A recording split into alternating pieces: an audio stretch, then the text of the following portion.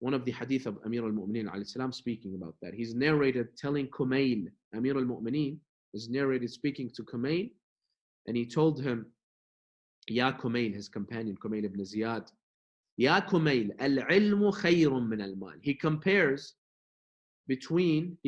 knowledge and money. Knowledge is the pleasure, gives pleasure to intellect, while money gives pleasure to the power of desire. He compares these two, and he shows you how much, that he shows you that knowledge is much more beneficial than money. He says, Al-ilmu yahrusuka wa anta tahrusul mal. Look at knowledge, look at money. Imam Ali says, knowledge, it protects you. While money, you have to protect it. If you have money, you have to protect it. Put it in a bank, put it in your bank account. You have to hide it from people that are trying to steal it. Who's going to steal your knowledge? In fact, knowledge, it protects you. Because if you have certain knowledge, you could get a job, and you can receive money, you can receive a position in government, in a company. So the more you know, the more empowered you're going to feel.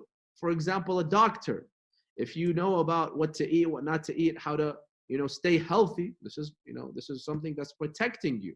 If there is a time of there's a crisis in your country, if you have knowledge how to bypass it, where to get food, if there's famine, if there's this, is that knowledge is very helpful. When you have knowledge and you know what you need, then this is very helpful. It protects you. Versus money, you have to protect it. Which is worthier? Which is better? Of course, knowledge. And then he says, وَالْمَالُ تَنْقُصُهُ النَّفَقَ وَالْعِلْمُ يَزْكُو عَلَى الْإِنفَاقِ. Another distinction between them. He says that when it comes to money, the more you spend money, the less it becomes, of course.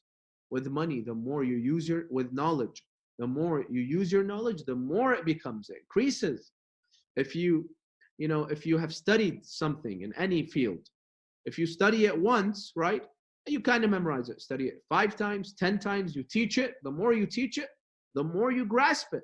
So with money, the more you use it, the less it becomes. With knowledge, the more you use it, the more it becomes. And then he says, وَصَنِيعُ الْمَالِ يَزُولُ بِزَوَالِهِ.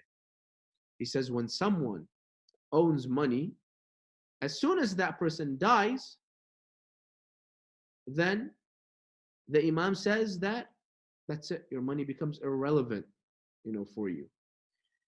So the Imam says that money benefits you as long as you're alive. But knowledge, it stays even after you die. We study books of scholars that have died hundreds of years ago. I mean, if someone uses money to build a castle, who's really going to remember him after he dies? Maybe after a couple of years.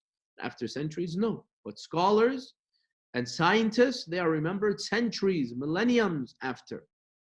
And that's why he says, وَالْعُلَمَاء بَاقُونَ مَا بَقِيَ الدَّهْرِ. He says, as for scholars, they never die, they never perish.